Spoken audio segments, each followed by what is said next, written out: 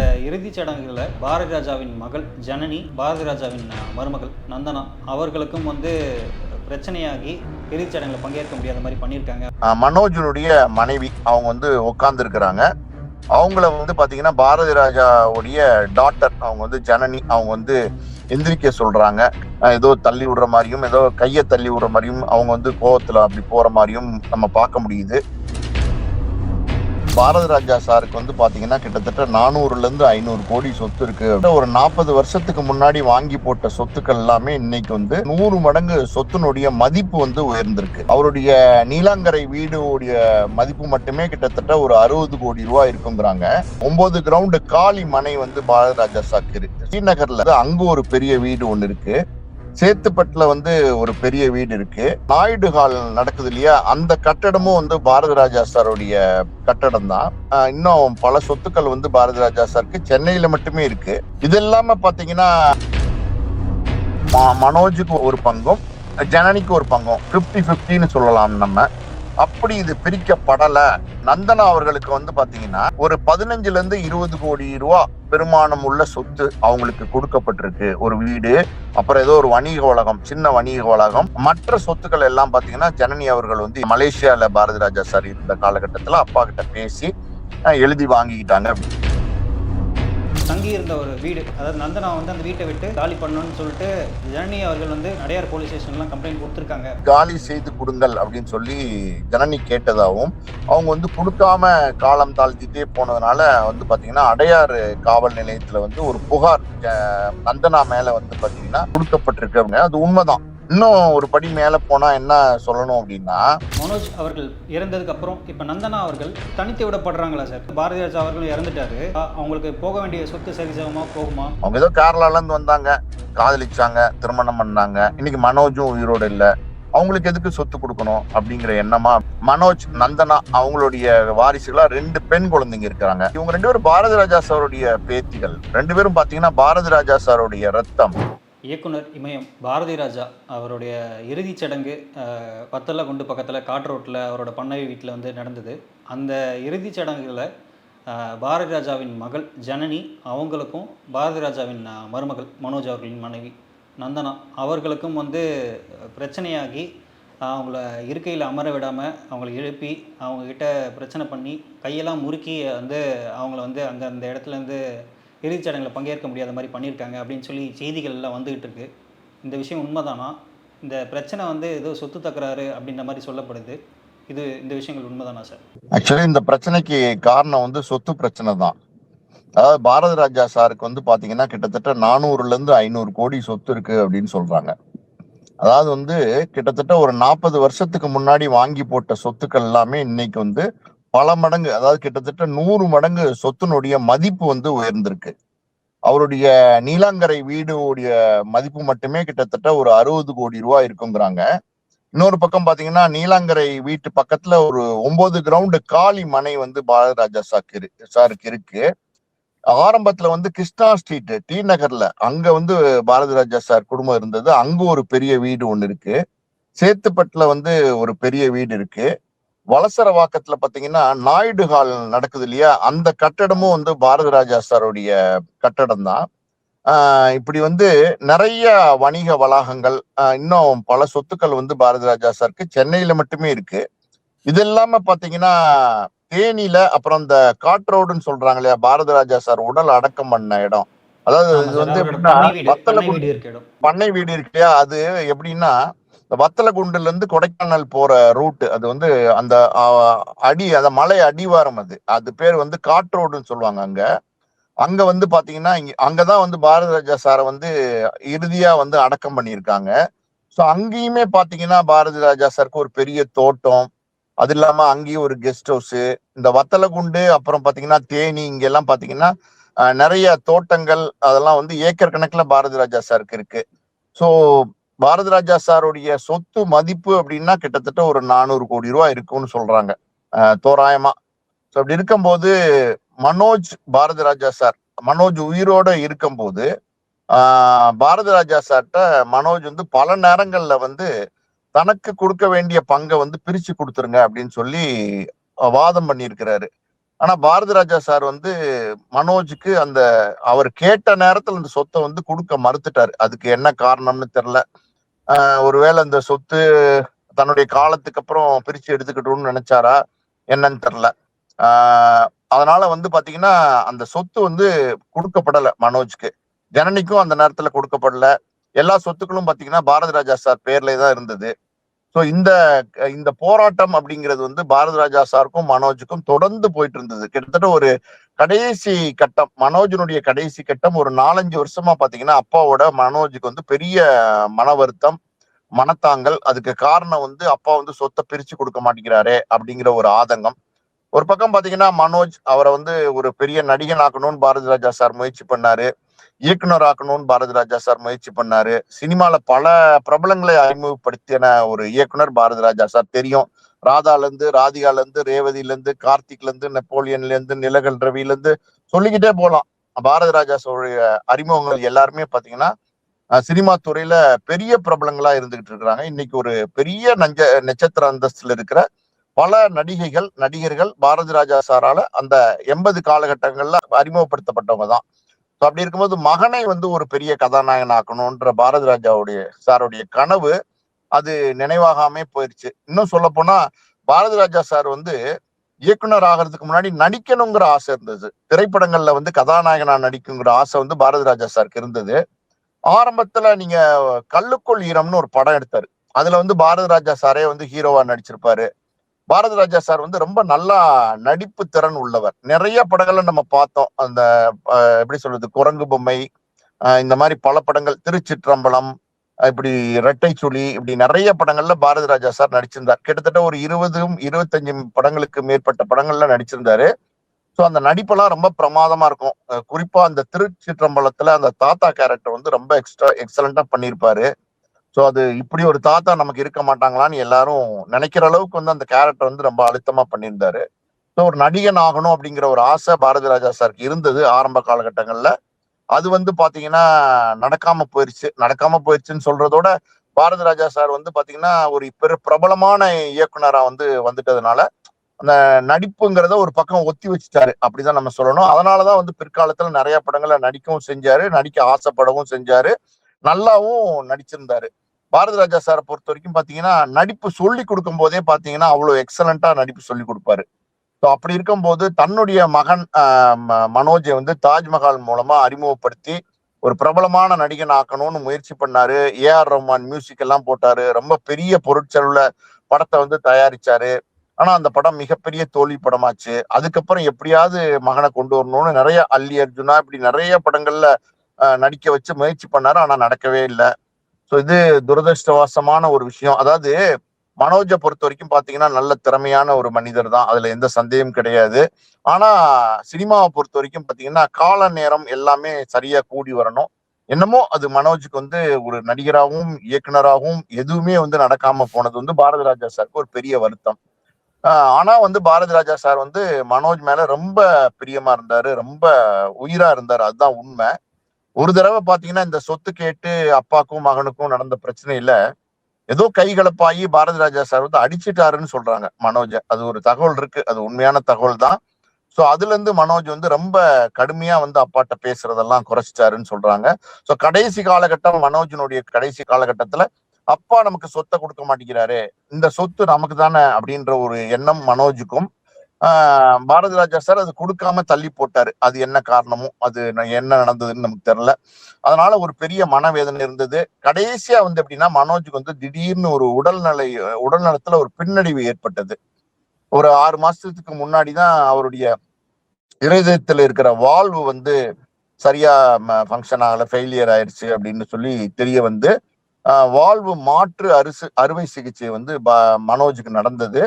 அது சக்சஸ்ஃபுல்லா நடந்தது. அது அந்த அறுவை சிகிச்சை ரொம்ப ரிஸ்கான அறுவை சிகிச்சைன்னு தான் டாக்டர் சொல்லியிருக்காங்க. இருந்தாலும் இந்த அந்த அறுவை சிகிச்சையில இருந்து பொழைச்சிட்டா ஒன்றும் பிரச்சனை இல்லைன்னு சொல்லியிருக்காங்க. ஆனா டாக்டர் சொன்ன மாதிரி மனோஜ் வந்து நல்லா ரெஸ்பாண்ட் பண்ணி பொழைச்சிட்டாரு. சிகிச்சைக்கு அப்புறம், அறுவை சிகிச்சைக்கு அப்புறம் நல்லா இருந்த ஒரு காலகட்டம். ஒரு 15 நாள் வந்து வீட்டுல ரெஸ்ட் இருந்துகிட்டு இருந்த காலகட்டத்துல தான் பாத்தீங்கன்னா மனோஜ் வந்து அவருடைய வருத்தத்தை வந்து சில முன்னணி இயக்குனர்கள், அதாவது வந்து பாரதி ராஜா சாரை பெரிதும் மதிக்கக்கூடிய சில இயக்குனர்கள் தமிழ் திரையுலகத்துல, அவங்க பேரெல்லாம் வேண்டாம், அவங்க கிட்ட பேசி இந்த மாதிரி அப்பா வந்து சொத்தை கொடுக்க மாட்டேங்கிறாரு, நீங்க எல்லாம் பேசுங்கன்னு சொன்னப்ப அவங்க எல்லாம் போய் பாரதி ராஜா சார்ட்ட பேசியிருக்காங்க. மனோஜ் இந்த மாதிரி கேட்கிறாரு, நீங்க கொடுத்துடலாமே சார் அப்படின்னு சொன்னோன்னே பாரதி ராஜாவுமே கன்வின்ஸ் ஆகி, சரி மனோஜுக்கும் உடல்நிலை சரியில்லாம போச்சு, நம்ம கொடுத்துடலாம் அப்படின்னு சொல்லிட்டு மனோஜ வந்து வர சொல்லுங்க, இன்னைக்கு சாயந்தரம் வர சொல்லுங்க அப்படின்னு சொல்லி ஒரு ஒரு 6 மணி 7 மணி சுமார் வந்து மீட் பண்றேன் அப்படின்னு சொல்லியிருந்தார் நீலாங்கரை வீட்டுல இருந்த பாரதி ராஜா சார். இந்த தகவல் வந்து பாத்தீங்கன்னா அந்த இயக்குனர்கள் மூலம் மனோஜுக்கு சொல்லப்பட்டது.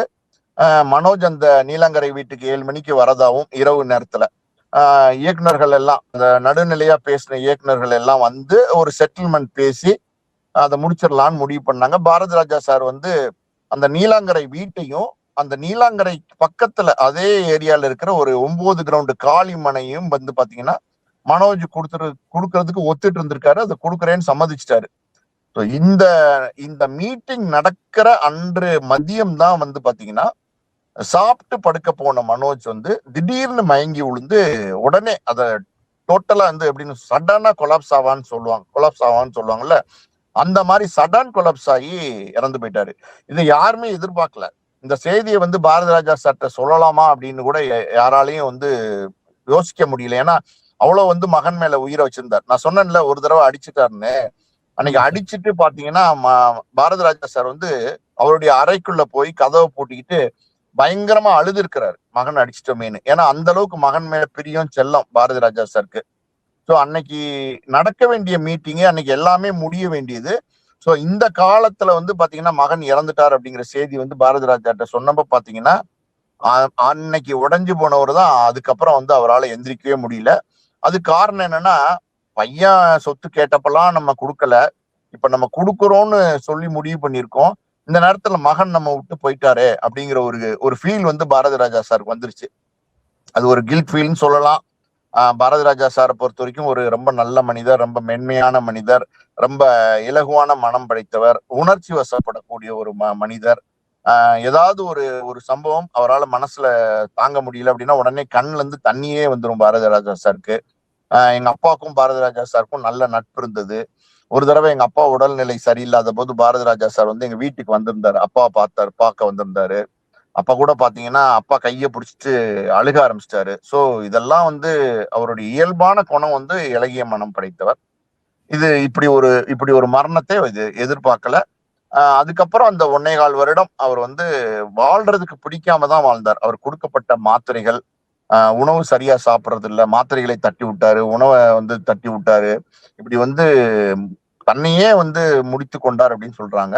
ஸோ இந்த இறுதி சடங்கு நடந்தது அவருடைய அந்த வத்தலகுண்டு பக்கத்துல இருக்கிற அந்த காட்ரோடு அப்படிங்கிற இடத்துல அவருடைய தோட்டத்துலதான் அது நடந்தது. அங்கதான் அவர் அடக்கம் பண்ணியிருக்காங்க. ஸோ அந்த இது அரச மரியாதை கூட கொடுக்கப்பட்டது. ஸோ அந்த நிகழ்ச்சியில பாத்தீங்கன்னா நீங்க நேரடியாவே பார்த்திருப்பீங்க, ஒரு தனியார் தொலைக்காட்சியில அந்த வீடியோஸ் எல்லாம் கூட ஷேர் ஆயிட்டு இருக்கு. அவங்க நந்தனா, மனோஜனுடைய மனைவி, அவங்க வந்து உட்கார்ந்து இருக்கிறாங்க. அவங்கள வந்து பாத்தீங்கன்னா பாரதி ராஜாவுடைய டாட்டர், அவங்க வந்து ஜனனி, அவங்க வந்து எந்திரிக்க சொல்றாங்க, கையை ஏதோ முறுக்குனதெல்லாம் சொல்றாங்க. அந்த வீடியோ எல்லாம் பார்க்கும்போது அவங்களுக்குள்ள ஏதோ சின்ன மனஸ்தாபம் இருக்கிற மாதிரி தெரியுது. ஏதோ தள்ளி விடுற மாதிரியும், ஏதோ கையை தள்ளி விடுற மாதிரியும், அவங்க வந்து கோவத்துல அப்படி போற மாதிரியும் நம்ம பார்க்க முடியுது. அது நடந்த நிகழ்வுகள் தான். அதுக்கு ஆதாரங்கள் இருக்கு, வீடியோவே ஆதாரங்கள் இருக்கு. அந்த நேரத்துல பாத்தீங்கன்னா அது ஒரு கடைசி காரியம், மிகப்பெரிய ஒரு மனிதருடைய இறுதி காரியம். ஸோ அந்த நேரத்துல எந்த அசம்பாவிதமும் நடந்து விடக்கூடாது அப்படிங்கிறதுனால அவரால் அறிமுகப்படுத்தப்பட்ட, அதாவது ராதிகா அவர்கள் வந்து பாத்தீங்கன்னா ஜனனி அவர்களை வந்து அவருடைய முகத்தை, அதாவது தாடைய பிடிச்சு கொஞ்சி கையெடுத்து கும்பிட்டு பேசுற சில விஷயங்கள்லாம் நம்ம பார்க்க முடியுது. டயலாக் எல்லாம் இல்லையே தவிர அந்த நிகழ்ச்சியை பார்த்தா இதுதான் நடக்குது அப்படிங்கிறத நம்மளால புரிஞ்சிருக்க முடியுது, இதுதான் நடந்திருக்குங்கிறத நம்மளால புரிஞ்சுக்க முடியுது. ஸோ இது எதனால நடந்தது அப்படின்னா சொத்து தகராறு தான். ஆக்சுவலி பாத்தீங்கன்னா சொத்து தகராறு தான் போயிட்டு இருக்கு. பாரதி ராஜா சாருடைய மகன் மனோஜ் இறந்ததுக்கு அப்புறம் பாத்தீங்கன்னா சிறிது காலம், ஒரு 4-5 மாதம் வந்து பாத்தீங்கன்னா அவர் வந்து மகள் ஜனனியோட வீடு, அவங்க மலேசியால இருக்காங்க, அங்கதான் போய் ஓய்வு எடுத்துட்டு இருந்தாரு. அந்த நேரத்துல வந்து இந்த நீலாங்கரை வீடு, இந்த 9 கிரவுண்டு, காலி இடம், இன்னும் சில சொத்துக்களை எல்லாம் பாத்தீங்கன்னா ஜனனி அப்பா கிட்ட பேசி அந்த நேரத்துல பாரதி ராஜா சாருக்கு வந்து சரியான நினைவு கூட இல்லை அப்படிங்கிறாங்க. அடிக்கடி வந்து பாரதி ராஜா சாருக்கு கடைசி காலத்துல வந்து நினைவு தப்பி தப்பி வந்தது. அதாவது நீங்க சமீபத்துல ஒரு வீடியோ பார்த்திருப்பீங்க. ராதிகா அவர்கள் வந்து தாய் கிழவி படத்தை பார்த்துட்டு பாரதி ராஜா சார் வந்து உனக்கு நேஷனல் அவார்டு கிடைக்கணும் அப்படின்னு சொல்லியிருப்பாரு. ஸோ அப்படி சில விஷயங்களை நம்ம வந்து கஷ்டப்பட்டு ஞாபகப்படுத்தினால் அவர் வந்து ஞாபகப்படுத்திக்கிறாரு. மற்றபடி பாத்தீங்கன்னா நினைவு வந்து அப்பப்ப போயிட்டு போயிட்டு வரும். ஆன் அண்ட் ஆஃப்ல வந்து நினைவு வந்து வந்து போகுதுன்னு சொல்லுவாங்க இதுக்கு பேரு. இதை வந்து உறுதிப்படுத்தியிருந்தார் யார் அப்படின்னா ஜெயராஜுங்கிற அவருடைய சொந்த சகோதரர், இளைய சகோதரர். அவர் ஒரு யூடியூப் சேனலுக்கு ஒரு பேட்டி கொடுத்திருந்தார் அந்த மகன் மனோஜ் இறந்த காலகட்டத்துல. அதை வந்து இந்த இந்த நிகழ்ச்சி, அதாவது நினைவு வந்து தப்பிடுது, போனா யாரு ஜெயராஜா அப்படின்னு கொஞ்ச நேரம் யோசனை பண்ணிட்டு தான் அடையாளம் கண்டுபிடிக்கிறார் அப்படிங்கிறத அவரே கூட உறுதிப்படுத்தியிருந்தார், சொந்த தம்பியே. ஸோ இப்படி இருக்கிற காலகட்டத்துல பாத்தீங்கன்னா பாரதி ராஜா சார் கிட்ட எப்படி சொல்றது, ஜனனி அவர்கள் வந்து பேசி அதிகப்படியான ஒரு, அதாவது பர்சன்டேஜ் விகிதம்னு பாத்தீங்கன்னா இப்ப பாரதி ராஜா சாருடைய சொத்து அது 400 கோடியா 500 கோடியா அதை விட்டுருங்க, அது எவ்வளவா இருந்தாலும் பாத்தீங்கன்னா மனோஜ் ஒரு வாரிசு, அவர் ஒரு ஆண் வாரிசு, ஜனனி ஒரு பெண் வாரிசு. ஸோ இப்ப நம்ம வந்து இது ஆண் வாரிசு பெண் வாரிசுன்னு நம்ம பிரிக்க வேண்டாம், ஏன்னா பிரிக்க தேவையும் இல்லை. ஏன்னா வந்து எல்லாருக்கும் சமமான பங்கு தான், அதுதான் நியாயமும் கூட. ஸோ அப்படி இருக்கும்போது மனோஜுக்கு ஒரு பங்கும் ஜனனிக்கு ஒரு பங்கும் அப்படிங்கிறதுதான் சரியா இருக்கும். 50-50ன்னு சொல்லலாம் நம்ம. ஸோ அது அந்த மாதிரி அந்த விகிதாச்சாரத்துல வந்து இது பிரிக்கப்பட்டதா அப்படின்னா அப்படி இது பிரிக்கப்படலை அப்படிங்கிறாங்க. அதாவது வந்து யாரு நந்தனா அவர்களுக்கு வந்து பாத்தீங்கன்னா அவங்களுக்கு சொத்து கொடுத்துருக்காங்க, கொடுக்காமல எல்லாம் இல்ல. பட் என்னன்னா ஒரு 15-20 கோடி ரூபா பெருமானம் உள்ள சொத்து அவங்களுக்கு கொடுக்கப்பட்டிருக்கு. ஒரு வீடு, அப்புறம் ஏதோ ஒரு வணிக வளாகம், சின்ன வணிக வளாகம், அதுல இருந்து ஒரு வருமானம், அந்த வாடகை கிட்டத்தட்ட ஒரு 2 லட்சம் ரூபா வர மாதிரி ஒரு ஒரு ஏற்பாடு அவங்களுக்கு பண்ணி கொடுத்துருக்குறாங்க. மற்ற சொத்துக்கள் எல்லாம் பாத்தீங்கன்னா ஜனனி அவர்கள் வந்து எழுதி வாங்கிக்கிட்டாங்க. அந்த மலேசியால பாரதி ராஜா சார் இருந்த காலகட்டத்துல அப்பா கிட்ட பேசி எழுதி வாங்கிக்கிட்டாங்க அப்படின்னு சொல்றாங்க. ஸோ இது சரியா தவறா அப்படிங்கிற ஒரு பார்வை இருக்கு. என்னுடைய கருத்து அப்படின்னா, நான் நேர்பட சொல்லணும் அப்படின்னா மனோஜ் வந்து ஒரு வாரிசு, ஜனனி ஒரு வாரிசுன்னும் போது ஜனனிக்கு வந்து 2 ஆண் குழந்தைங்க இருக்காங்க. மனோஜ் நந்தனா அவங்களுடைய வாரிசுகளா 2 பெண் குழந்தைங்க இருக்கிறாங்க. சோ இவங்க 2 பேரும் யாரு, இவங்க 2 பேரும் பாரதி ராஜா சாருடைய பேத்திகள். 2 பேரும் பாத்தீங்கன்னா பாரதி ராஜா சாருடைய ரத்தம். சோ அப்படி இருக்கும்போது அவங்களுக்கும் சரிபாதி சமம் சொத்து வந்து கொடுக்கறது தான் நியாயமா இருக்கும். ஆனா வந்து இப்படி வந்து ஒருதலை பட்சமா சில விஷயங்கள் நடந்திருக்குன்னு சொல்றாங்க. சோ அதுக்கப்புறம் வந்து யாரு நம்ம நந்தனாங்கிறவங்க வந்து கேரளால போய் குடியிருக்கிறதா ஒரு தகவல் இருக்கு. இப்போ வந்து இந்த இறப்புக்கு வந்து நந்தனா வந்திருக்காங்க. வந்த நேரத்துல பாத்தீங்கன்னா அவங்களுக்கு சரியான மரியாதை கூட கொடுக்கப்படலை அப்படின்றது ஒரு தகவல் இருக்கு. அது உண்மையான தகவல் தான். இங்க நீங்க நீலாங்கரை வீட்லயே நீங்க சில வீடியோஸ் எல்லாம் வந்திருக்கு, 2 பெண்களையும் கூட்டிட்டு அவங்க தனியா போய் போறதும், தனியா உட்கார்ந்து இருக்கிறதும், அவங்கள வந்து ஒரு குடும்ப உறுப்பினரா பார்க்க மறுக்கிறாங்க. அப்படிதான் நம்ம நினைக்கிறோம். அது தவறு. அது ஆக்சுவலி குடும்ப உறுப்பினரா பார்க்க மறுக்கிறதுங்கிறது ரொம்ப ரொம்ப தவறு. அவங்க வந்து முழுக்க முழுக்க மனோஜனுடைய வாரிசுகள், அந்த 2 குழந்தைங்களும் மனோஜனுடைய சட்டப்பூர்வமான மனைவி. இன்னைக்கு மனோஜ் இல்லைங்கிற போது அந்த அந்த அங்கீகாரம் அவங்களுக்கு கொடுக்கப்படணும். பாரதி ராஜா சாருடைய மருமகள் தான் வந்து பாத்தீங்கன்னா நந்தனா, பேத்திகள் அவங்க. அப்படி இருக்கும்போது அவங்களை ஏன் தள்ளி வைக்கிறாங்கன்னு தெரியல. ஸோ இந்த சொத்து பஞ்சாயத்து தான் போயிட்டு இருக்கு. இதுதான் வந்து பாத்தீங்கன்னா அந்த காற்றோடு அன்று இறுதி மரியாதை நடந்த இடத்துல அந்த பஞ்சாயத்து, அது நீங்க நேரடியாவே பாத்தீங்கன்னா ஒரு மோதல் வெடிச்சிருக்கு. இது வந்து இந்த வீடியோ வரதுக்கு முன்னாடியே அங்க அந்த இறுதி சடங்குல கலந்துகிட்ட ஒரு சிலர் வந்து பாத்தீங்கன்னா நமக்கு ஒரு தகவல் சொன்னாங்க. அந்த தகவலின் படி பாத்தீங்கன்னா என்ன சொன்னாங்க அப்படின்னா, இந்த மாதிரி சின்ன சின்ன பிரச்சனைகள் போயிட்டு இருக்கு, நேரடியாவே மோதல்கள் போயிட்டு இருக்குன்னு சொன்னாங்க. அது சரியாதான் இருக்கு. அந்த மோதல்கள் வந்து போயிட்டு இருக்குங்கிறது வீடியோ ஆதாரமாவே ஒரு தனியார் தொலைக்காட்சி நிலையம் வெளியிட்டு இருக்கிறாங்க. அது முழுக்க முழுக்க சொத்தை மையப்படுத்தி தான் அந்த பிரச்சனை போயிட்டு இருக்கு. இந்த விஷயங்கள்லாம், அந்த மாதிரி சொத்து பிரச்சனைகள்லாம் முன்னாடியே போயிட்டு இருக்கு, இல்ல இதெல்லாம் வந்து முன்னாடியே அந்த மனோஜ் பாரதி ராஜா வந்து ஆல்ரெடி சென்ஸ் பண்ணதுனால தான் போயிட்டு பாரதி ராஜா கிட்ட சொத்தை பிரிச்சு கொடுங்க அப்படின்னு சொல்லி கேட்டிருக்காரா சார்? இல்ல அது அப்படி நம்ம சொல்ல முடியாது. ஏன்னா இது வந்து மனோஜ் பொறுத்த வரைக்கும் பாத்தீங்கன்னா சிவப்பு ரோஜாக்கள் படம், அதாவது பாரதி ராஜா சார் எடுத்த மிகப்பெரிய ஒரு வெற்றி படம். அந்த படத்தை வந்து அவரு மறுபடியும் எடுக்கணும்னு ஆசைப்பட்டார். இன்னைக்கு இருக்கிற நடிகர்களை வச்சு. அது கூட அவருக்கு நடக்காம போச்சு. அவர் மனோஜை பொறுத்த வரைக்கும் பாத்தீங்கன்னா, அவருடைய வயது எனக்கு தெரிஞ்ச ஒரு 46ஓ 48ஓ அவர் காலமான காலகட்டம். ஒரு 1.25 வருஷத்துக்கு முன்னாடி. ஸோ இவ்வளோ சின்ன வயசுல இறந்து போயிருவோம்னு வந்து அவரு கனவுலயும் நினைச்சிருக்க மாட்டார். பாரதி ராஜா சாரும் நினைக்கல, அவங்க குடும்பத்துல யாருமே நினைக்கல. மனோஜும் அதை நினைச்சிருக்க மாட்டார். மனோஜை பொறுத்த வரைக்கும் எப்படின்னா, ஒரு ஒரு எப்படி சொல்றது, இது கரெக்டா சொல்லணும் அப்படின்னா, அவர் வந்து ஒரு நடிகரா பிரகாசிக்க முடியல, ஒரு இயக்குனரா பிரபலமாக முடியல. மிகப்பெரிய ஒரு ஜாம்பவான் பாரதி ராஜா சார். தமிழ் திரையுலகம் அது பாரதி ராஜா சார் அப்படி அவ்வளவு பெரிய இடத்தை வந்து பிடித்திருக்கிறார். அவருடைய மகன் வந்து ஒரு பெரிய இடம் கூட இல்ல, ஒரு சின்ன இடத்தை கூட பிடிக்க முடியலைங்கிறது. அடுத்து வந்து என்ன செய்யறது, ஏதாவது தொழில் செய்யணும் இல்லையா? அவருடைய வருமானம், அவருடைய மனைவி, அவருடைய குழந்தைகள், அது அவருடைய எதிர்காலம்னு ஒண்ணு இருக்கு. 46 48 வயசுல ஒரு இளைஞன் தான் நம்ம சொல்லணும் அந்த வயசை. சோ அப்படிப்பட்டவர் இன்னொரு 40 வருஷமோ 30 வருஷமோ இருக்கக்கூடிய ஒரு காலம் அது இருக்குன்னு நினைச்சிருப்பாரு அவரு. அப்படி இருக்கும்போது அவருக்கு ஏதாவது இந்த சொத்தின் மூலமா ஒரு எதையாவது ஒண்ணு உருவாக்கலாம் நினைச்சிருப்பாரு. அந்த காலி இடத்துல வந்து ஏதோ ஒரு ஒரு கன்ஸ்ட்ரக்ஷன் பண்ணலாம்னு நினைச்சிருப்பாரு.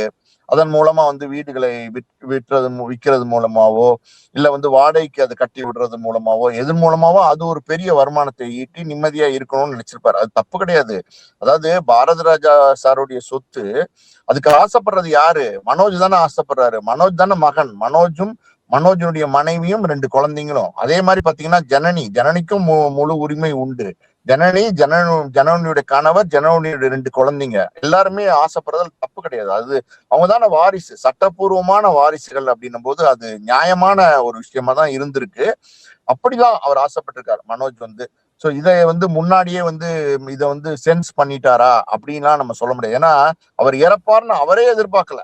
அது வந்து இதுதான், இப்படி நமக்கு சொத்தை பிரிச்சு கொடுத்துட்டா நம்மளுடைய லைஃபை வந்து லீட் பண்ணலாம், நம்ம லைஃப் ஸ்டைல நம்ம நினைச்ச மாதிரி நம்ம வாழலாம்னு நினைச்சிருக்காரு. அதுக்குதான் அவர் கேட்டிருக்காரு. ஆனா பாரதி ராஜா சார் வந்து அது தரம் மறுத்து நிறைய அது அப்படியே போராட்டங்கள் போயிட்டே இருந்திருக்கு. சோ அப்படி சூழ்நிலை தான் அவர் இறந்து போயிட்டார். மனோஜ் அவர்கள் இறந்ததுக்கு அப்புறம் இப்போ நந்தனா அவர்கள் தொடர்ந்து வந்து புறக்கணிக்கப்படுறாங்க அப்படின்ற செய்திகள் நீங்களே சொல்கிறீங்க.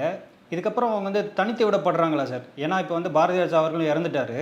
இப்போ வந்து அவங்க தனித்து விடப்படுறாங்களா? அவங்களுக்கு போக வேண்டிய சொத்து சரிசமமாக போகுமா?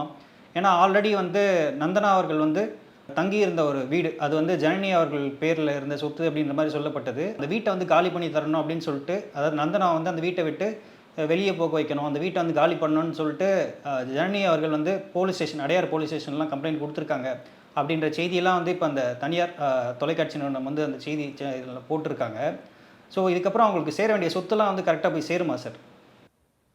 நீங்க சொல்றது நீங்க சரிதான். அந்த அந்த அந்த வீடு வந்து ஜனனி பேர்ல வந்து இருக்கு. அந்த அந்த வீடு வந்து ஜனனி பேர்ல வந்து இருக்கு. இந்த ஜனனி பேர்ல வந்து இப்ப பாரதி ராஜா சார் வந்து அந்த சேத்துப்பட்டு வீடை வந்து எழுதி கொடுக்கல.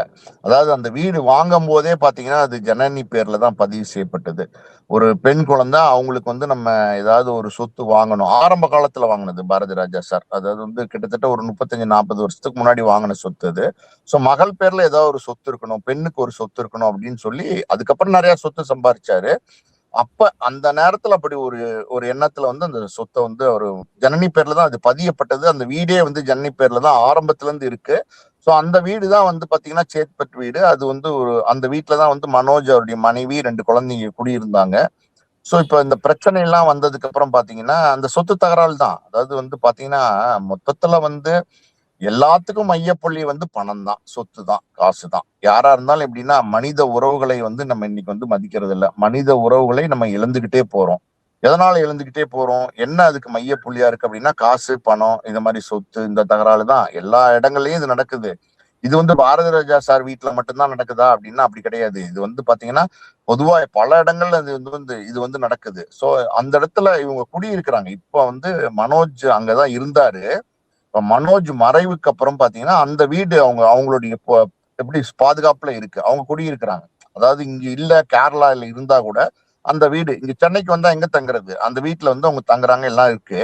சோ அவங்கள்ட்ட வந்து அந்த வீடை வந்து காலி செய்து கொடுங்கள் அப்படின்னு சொல்லி ஜனனி கேட்டதாகவும், அவங்க வந்து கொடுக்காம காலம் தாழ்த்திட்டே போனதுனால வந்து பாத்தீங்கன்னா அடையாறு காவல் நிலையத்துல வந்து ஒரு புகார் நந்தனா மேல வந்து பாத்தீங்கன்னா கொடுக்கப்பட்டிருக்கு அப்படின்னு சொல்றாங்க. அது உண்மைதான். இன்னும் ஒரு படி மேல போனா என்ன சொல்லணும் அப்படின்னா, நிறைய பஞ்சாயத்துகள்லாம் நடந்திருக்கு. அதாவது மனோஜினுடைய மரணத்துக்கு அப்புறம் பாரதி ராஜா சார் உயிரோடு இருக்கிற அந்த காலகட்டம், அதாவது மனோஜ் மரணத்துக்கு அப்புறம் இருந்த அந்த காலகட்டத்துல திரை பிரபலங்கள், சினிமா பிரபலங்கள் பலர் வந்து பாத்தீங்கன்னா இந்த விஷயத்துல, இந்த சொத்து பிரச்சனையில வந்து நிறைய பஞ்சாயத்துகள்லாம் போயிருக்குன்னு சொல்றாங்க. சில அரசியல் தலைவர்கள் கூட, அதாவது வந்து பாரதி ராஜா சாருக்கு நெருக்கமா இருந்த இருக்கிற அரசியல் தலைவர்கள் கூட வந்து இதுல தலையிட்டு இது எதையாவது ஒரு நல்ல முடிவுக்கு கொண்டு வரணும்னு விருப்பப்பட்டு போராடினாங்க அப்படின்னு கூட ஒரு தகவல் இருக்கு.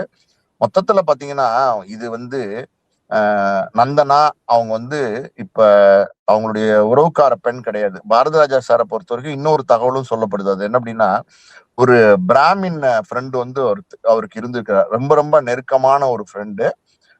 பல விஷயங்களை அவர் பகிர்ந்து கொள்ளக்கூடிய ஒரு நண்பர். அவருடைய மரணத்துக்கு அப்புறம் பாத்தீங்கன்னா, சென்னையில என்னைய வந்து எரியூட்டிடாதீங்க, இல்லைன்னா வந்து பாத்தீங்கன்னா சென்னையில என்னைய அடக்கம் பண்ணிடாதீங்க, என்னைய வந்து என்னுடைய தோட்டம், அதாவது அந்த வத்தலகுண்டு பக்கத்துல இருக்கிற அந்த காற்றோடு தோட்டத்துல கொண்டு போய் என்னைய வந்து நிம்மதியா என்னைய படுக்க வச்சிருங்கன்னா அதான் அடக்கம் பண்றதுதான் அவர் வந்து படுக்க வச்சிருங்க அப்படின்னு சொல்றாரு. அது கிராமத்துல அப்படிதான் பேசுவாங்க, அப்படிதான் சொல்லியிருக்கிறாரு.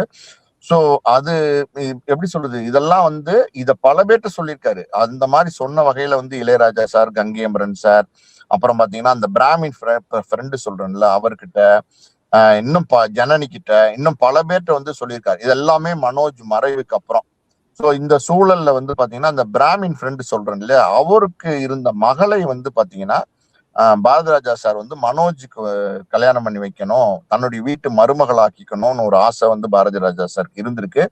அது அது அது மாதிரி பண்ணலான்னு ஒரு திட்டமிடல் இருந்த நேரத்துலதான் பாத்தீங்கன்னா நந்தனாவும் மனோஜும், எனக்கு தெரிஞ்சு என்ன படம்னு பேர் தெரியல, எனக்கு சேர்ந்து நடிச்சிருக்காங்கன்னு நினைக்கிறேன். சோ அது அவங்களுக்குள்ள ஒரு காதல் ஏற்பட்டு அவங்கள வந்து மனோஜ் வந்து திருமணம் பண்ணிட்டாரு. நந்தனாவை பொறுத்த வரைக்கும் பாத்தீங்கன்னா அவங்க எப்படி சொல்றது, கேரளாவை சேர்ந்தவங்க, ஒரு மலையாளி அவங்க. அவங்கள வந்து திருமணம் முடிச்சதுக்கு அப்புறம் பாத்தீங்கன்னா இங்க காதல் அதுதான் ரொம்ப முக்கியம். அந்த கணவன் மனைவி அவங்க 2 பேரும் நல்லா இருந்து 2 குழந்தைங்க, பெண் குழந்தைங்க இருக்காங்க. ஸோ இங்க வந்து இவங்க நந்தனா வந்து மலையாளியா, தமிழா, ஹிந்தியா, உருதுவா, அப்புறம் வந்து முஸ்லிமா, ஹிந்துவா, கிறிஸ்டினா, இதெல்லாம் வந்து தேவையில்லாத விஷயம். அவங்க வந்து பாரதி ராஜா சாரனுடைய மருமகள், மனோஜினுடைய மனைவி. அந்த 2 குழந்தைங்க பாரதி ராஜா சாரனுடைய பேத்தி. அப்படின்னும் போது இது ஜாதி, மதம், மொழி எல்லாத்துக்கும் அப்பாற்பட்டு பாத்தீங்கன்னா நியாயத்தை பேசணும் அப்படின்னா, சொத்து பாரதி ராஜா சாருடைய சொத்து அப்படின்னும் போது அது 2 பேர் அதனை உரிமை கொண்டாடுறதுக்கு உள்ளவங்க. அதாவது நேரடியா இப்ப உடனே உள்ள வாரிசு. அது வந்து பாத்தீங்கன்னா ஒண்ணு மனோஜ், ஒண்ணு வந்து ஜனனி. சோ இதுக்கு நடுவுல பாத்தீங்கன்னா பாரதி ராஜா சாருடைய மனைவி, அவங்க வந்து சந்திரலீலா பாரதி ராஜா, அவங்களும் வந்து இந்த சொத்து அவங்களுக்கும் ஒரு பங்கு கொடுக்கப்படணும். ஏன்னா வந்து பாரதி ராஜா சாருடைய மனைவிக்கும் அதுல வந்து பங்கு இருக்கு. சோ இவங்கதான் இப்ப நேரடியா இந்த சொத்துக்கள் இப்படித்தான் பிரிக்கப்படணும். சோ மனைவிக்கு அந்த சொத்துக்கள் கொடுக்கப்பட்டா யாருக்கு போகும்? மறுபடியும் பாத்தீங்கன்னா அது வாரிசுகளுக்கு தான் போகும். சோ மொத்தத்துல வந்து பாத்தீங்கன்னா இந்த சொத்து அப்படிங்கிறது வந்து இந்த 3 பேருக்குள்ள பிரிக்கப்பட்டிருக்கணும். ஆனா இங்க வந்து பாத்தீங்கன்னா இது வந்து அந்த ரேஷியோ அது சமமா பிரிக்கப்படல அப்படிங்கிறதும், அவங்களுக்கு வந்து ஓரவஞ்சகமா வந்து சொத்துக்கள் பிரிக்கப்பட்டு கொடுத்துருக்கு. அது காரணம் என்னன்னா, அவங்க ஏதோ கேரளால இருந்து வந்தாங்க, காதலிச்சாங்க, திருமணம் பண்ணாங்க, இன்னைக்கு மனோஜும் உயிரோட இல்ல, அவங்களுக்கு எதுக்கு சொத்து கொடுக்கணும் அப்படிங்கிற எண்ணமா அப்படின்னு நமக்கு தெரியல. அப்படி எண்ணங்கள் இருந்திருந்தால், அப்படி இருந்தால் அது தவறு, அது நியாயமான விஷயமா இருக்காது. நிறைய பேர் பேசிட்டு இருக்காங்க. இப்ப கூட பாத்தீங்கன்னா இந்த காட்ரோட்ல அந்த இறுதி மரியாதை நடக்கும் போது நடந்த பஞ்சாயத்தெல்லாம் பார்த்துட்டு நிறைய பிரபலங்கள், சினிமா பிரபலங்கள் வந்து பாத்தீங்கன்னா ஜனனிகிட்டையும் நந்தனா கிட்டையும் பேசிட்டு இருக்காங்க. நியாயமா வந்து நந்தனா கொடுக்கப்பட வேண்டியது கொடுக்கணும். நந்தனாவை வந்து ஒதுக்கி தள்ளுவதோ இல்ல சொத்துக்கள் கொடுக்காமல் அவங்கள வந்து நிராகரிக்கிறதோ வந்து தவறு. அதாவது அந்த 2 பெண் குழந்தைங்க இருக்காங்க. அவங்க அவங்க வந்து பாரதி ராஜா சாருடைய பேத்திகள் தானே. என்னதான் இருந்தாலும் அவருடைய பேத்திகள். அவங்களுடைய எதிர்காலம் இருக்கு இல்லையா? அதாவது இதுல எப்படின்னா நியாயம்னு ஒண்ணு இருக்கு இல்லையா? அந்த நியாயத்தை தான் நம்ம பேசுறோம். அப்படி நியாயம்னு நீங்க பாத்தீங்கன்னா நம்ம நியாய பக்கம் நின்று பேசணும் அப்படின்னா இந்த சொத்துக்கள் சமமாக பொறித்து கொடுக்கப்பட வேண்டும். பாரதி ராஜா சார் மனைவிக்கும் அதுல ஒரு பங்கு இருக்கு. Okay sir. இறுதியாக வந்து இப்போ பாரதி ராஜா வந்து அவருடைய படங்களில் வந்து எவ்வளோ புரட்சிகரமான கருத்துக்கள்லாம் சொல்லியிருக்காங்க. இப்போ அவங்க வீட்டில் வந்து இந்த மாதிரி வந்து சென்னை வீட்டில் வச்சிருக்கும் போது, அவருடைய உடல் வச்சிருக்கும் போது, மனைவி உள்ளே வரும்போது கங்கை அமரன் அவர்கள் கத்துனது, அடுத்து வந்து அவருடைய இறுதி சடங்கு காற்றோட்டில் நடக்கும்போது இந்த மாதிரி மருமகளுக்கிடையே பிரச்சனை வருது. தொடர்ந்து இந்த மாதிரி வந்து அவர் எவ்வளோ கருத்துக்கள் படங்களில் சொல்லியிருந்தாலும், ஆனால் அவங்க வீட்டில் இருக்கவங்களே வந்து இந்த மாதிரி விஷயங்கள் ஈடுபடுறது வந்து பாரதி ராஜா அவருடைய பெயருக்கு வந்து ஒரு அவமரியாதை ஏற்படுத்துகிற விதமாக அமைஞ்சிராதா? இல்லை இது எப்படி சார்? ஆக்சுவலி பாத்தீங்கன்னா, பாரதி ராஜா சாருடைய மனைவி அவங்க வந்து சந்திரலீலா பாரதி ராஜா.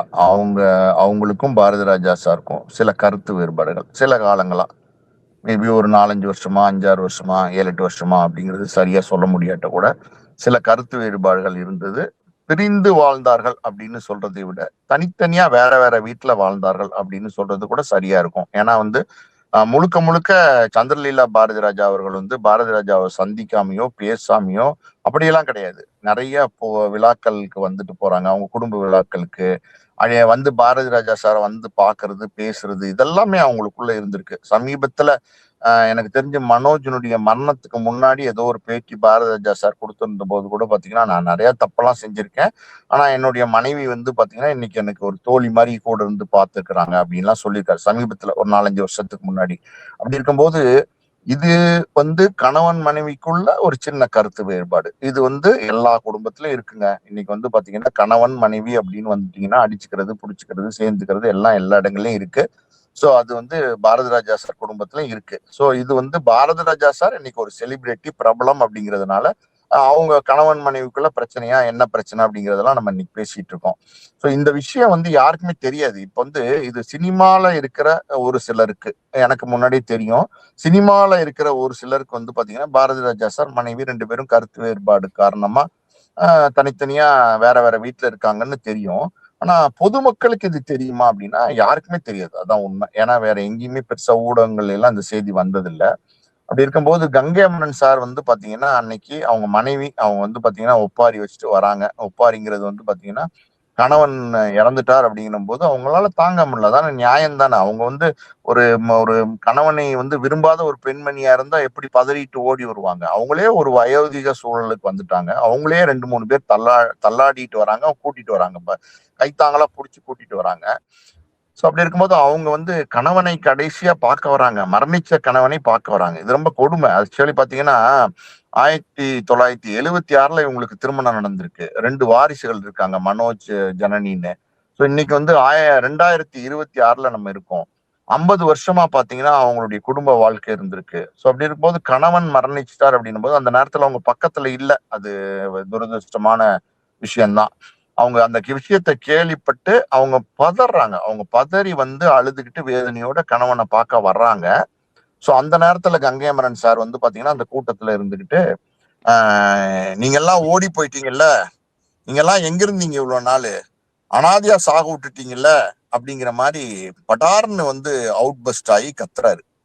அது அவர் கத்துனது நியாயம் இல்லையா அப்படின்னா, அந்த நட்பு, அதாவது வந்து Ilaiyaraaja sir, Bharathi Raja sir, SPB sir, அப்புறம் வந்து பாத்தீங்கன்னா ஆர்.டி. பாஸ்கர், அவர் இளையராஜாவோட அண்ணன், Malaysia Vasudevan, writer R Selvaraj, இவங்கெல்லாம் வந்து ஒரு காலகட்டத்துல ஒன்னா வந்து பாத்தீங்கன்னா கஷ்டத்திலையும் நஷ்டத்திலையும் இன்பத்தையும் சந்தோஷத்தையும் எல்லாத்தையும் பகிர்ந்துகிட்டவங்க. அதாவது வந்து ஆஹ் ஒரு சாப்பாடு வாங்கி 4 பேர் சாப்பிட்டவங்க, அந்த மாதிரி கஷ்டத்தை பகிர்ந்துட்டவங்க. அதே மாதிரி ஒரு காலகட்டத்துக்கு அப்புறம் எல்லாருமே பெரிய ஆளுங்களா வந்துட்டாங்க. நான் சொன்ன எல்லாருமே வந்து பிரபலங்களா மாறிட்டாங்க. அப்ப அந்த சந்தோஷத்தையும் பகிர்ந்துகிட்டவங்க. அப்படி ஒரு நட்பு, அந்த நட்பு கிட்டத்தட்ட ஒரு எனக்கு தெரிஞ்சு ஒரு 58-60 வருஷ கால நட்பு எல்லாருக்குள்ளயுமே. வைரமுத்து மட்டும்தான் இதுல வந்து 1980 நிழல்கள் படத்துக்கு பாட்டு எழுத ஆரம்பிச்சதுக்கு அப்புறம் ஒரு நட்பு வந்தது. அதுவே கிட்டத்தட்ட ஒரு 46 வருஷத்துக்கு வந்துருச்சு அந்த நட்பே. ஸோ அப்படி இருக்கும்போது அதுக்கு முன்னாடி உள்ள ஒரு நட்பு 10 வருஷத்துக்கு முன்னாடி ஒரு 55, 56, 58 வருஷம் உள்ள நண்பர்கள் ரொம்ப உணர்வு பூர்வமா ஒருத்தர் நேசிச்சு பழகின ஒரு நண்பர்கள்.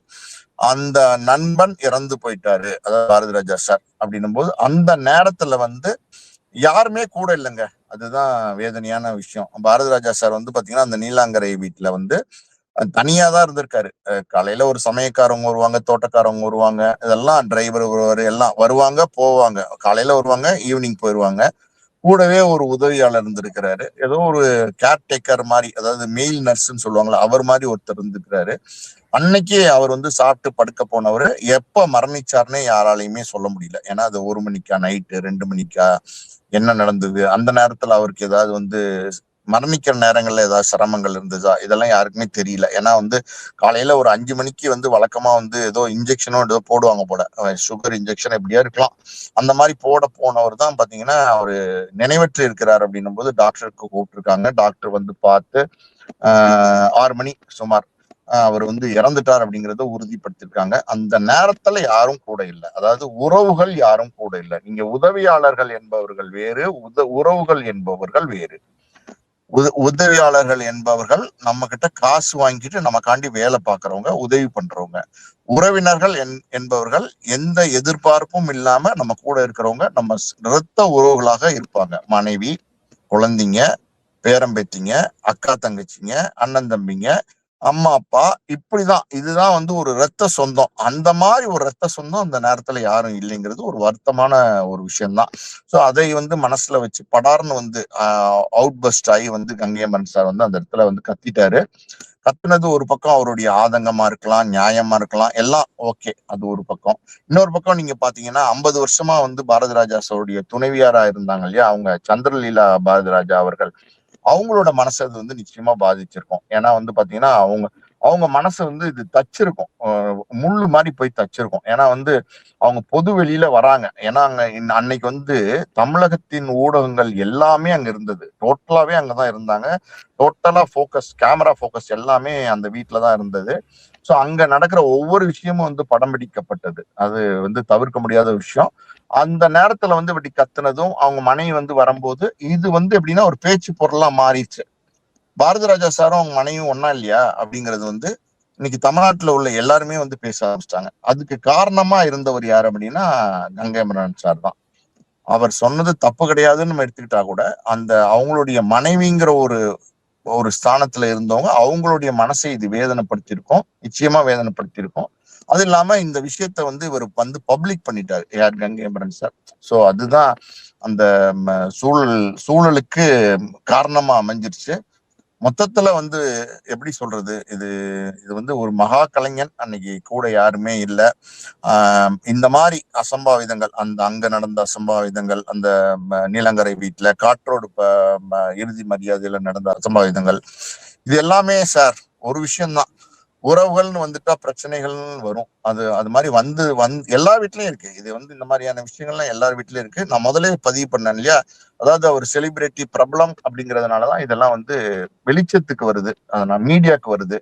அப்படி இல்லைன்னா யாருக்குமே இது தெரியாது. சோ இது வந்து வருத்தமான ஒரு விஷயம்தான். எத்தனையோ விஷயங்களே, அற்புதமான படைப்புகளை கொடுத்த, அவருடைய படைப்புகள் மூலம் பல தாக்கத்தை உருவாக்கிய, அதுவும் வேதம் புதிது, அது வந்து படத்துல பாத்தீங்கன்னா ஒரு டயலாக் வரும். அந்த சின்ன பையன் கேட்பான், அவங்க பேர் என்னன்னு கேட்பான். பாலு தேவர்னு சொல்லுவாரு சத்யராஜ். பாலு உங்களுடைய பேரு தேவருங்கிறது நீங்க படிச்சு வாங்கின பட்டமா அப்படின்னு கேட்பாரு. இந்த மாதிரி டயலாக் எல்லாம் அந்த அந்த சமூகத்தை சேர்ந்த ஒரு மனிதர் அவர் எழுதியிருக்கிறாரு, அவர் அதை வசனப்படுத்தி இருக்கிறார், அவர் அதை காட்சிப்படுத்தி இருக்கிறார் அப்படிங்கிறது பெரிய விஷயம். இன்னொரு பக்கம் பாத்தீங்கன்னா கள்ளிப்பாலை கொடுத்து கொன்றுவாங்க சிசுக்களை, பெண் சிசுக்களை, அந்த உசிலம்பட்டி, தேனி இந்த பக்கம்லாம். அதை வந்து பாத்தீங்கன்னா தப்பு அப்படிங்கிற அது மையப்படுத்தி ஒரு படம், கருத்தம்மா, இப்படி நிறைய படம், ஒரு படங்கள், எல்லா படங்களுமே கிழக்கு சீமையிலேவா, அந்த படம் பாத்தீங்கன்னா ஒரு பாசமலர், அதுக்கப்புறம் அண்ணன் தங்கச்சிக்கு ஒரு கிழக்கு சீமையிலேன்னு சொல்லலாம். அப்படி பல விஷயங்களை சொன்ன அவருடைய வீட்லயும் இந்த மாதிரி தவிர்க்க முடியாத சில விஷயங்கள் அவர் மறைவுக்கு அப்புறம் நடந்திருக்குங்கிறது வருத்தத்துக்குரிய விஷயம்தான். ஒரு திரைத்துறையில இருக்கிற ஒரு ஒரு தயாரிப்பாளரா எங்க அப்பாவுக்கு பாரதி ராஜா சார் ரொம்ப நெருக்கமான நண்பர். நான் எங்க அப்பாவோட பல நேரங்கள்ல பாரதி ராஜா சாரை நான் மீட் பண்ணியிருக்கேன். ஸோ ஒரு நல்ல மனிதர், உணர்ச்சி வசப்படக்கூடிய ஒரு எளிமையான ஒரு ரொம்ப ரொம்ப நல்ல மனிதர். 1000 கோடிகள் அவர் சம்பாரிச்சிருந்தாலும் அவருடைய மனசு வந்து பாத்தீங்கன்னா அந்த மண் வாசனையை தான் நாடி போச்சு.